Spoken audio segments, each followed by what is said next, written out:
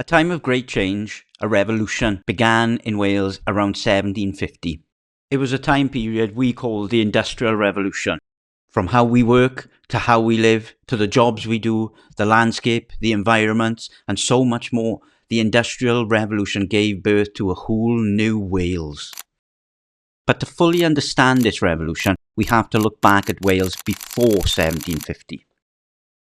Wales was a rural country, which meant that most people were living in small villages spread out across the country. People mainly worked the land raising crops and tending to livestock. There were around 450,000 people living in Wales in 1750, which sounds like a lot, but they were all spread out across the country, living in isolated villages. Wales is a country that has many natural resources. Coal, iron ore, copper, lead, zinc and much more could all be found across Wales. And as everyone living in Wales knows, we have an astounding amount of water. These resources would combine with new technology to start the revolution.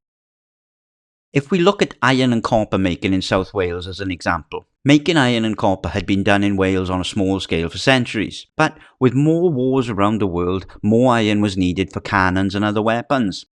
Copper was also needed for the ships that carried the weapons to different countries. It wasn't small amounts of iron and copper either, which meant that larger furnaces to melt the metals had to be designed and built, and new ways of using water power to stoke the fires were invented. Wood had been used as a fuel in these furnaces, but now they needed a more abundant and better fuel, coal. New technology was used to dig mines deeper. Water power pumps were used to draw out water from deep mines, allowing miners to go deeper and avoid the risk of flooding. Demand kept growing, so more furnaces were added, mines were going in all directions underground, more people were needed to work in these fast-growing industries. People flooded into places like Swansea and Merthyr Tydfil. For the first time in Welsh history, thousands upon thousands of people were now living in the same towns and working alongside each other. As more people came into the areas, more houses needed to be built. Houses needed to be built cheaply and fast, so long rows of terraced housing became a familiar sight. This new way of living forced other industries to grow. The slate industry in North Wales was creating thousands of tons of finished roofing slates. These were used for houses and for the new foundries and factories that were being built not only across Wales, but the whole of Britain and the rest of the world. The woolen industry in the West, Mid and North Wales was in demand too. They needed to make fabric that would withstand the new labour-intensive jobs people were doing. They implemented new technology like the spinning jenny, and woolen mills became large-scale buildings full of new technology to produce fabric to clothe the growing population of Wales. Getting the slate, the fabric, and for that matter moving the iron and coal out of Wales pushed forward new transport systems.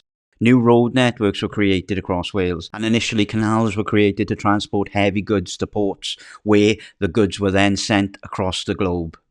Technology would not slow down either. By the 1800s, water power was being seen as old technology, and steam technology was starting to grow. Coal would fuel these steam engines, increasing the demand for coal even more. Transport systems like canals would be replaced by steam-powered trains. Iron and steel tracks for trains needed to be created, which increased the size of the workforce in the iron and steel industries. More workers were needed, which meant more housing was needed, which increased the size of the slate quarries. More clothing created from the woolen mills naturally followed, and vast shipping ports were now needed to get all of these things out of Wales. By 1850, Wales had more industrial workers than agricultural workers. This means that there were more people working in the new industries than there were in the old farming industries. The population had doubled and was now over 1 million people. There would be countless more innovations, and the industries would continue to grow. Within another 50 years, by 1900, the population of Wales hit 2 million people.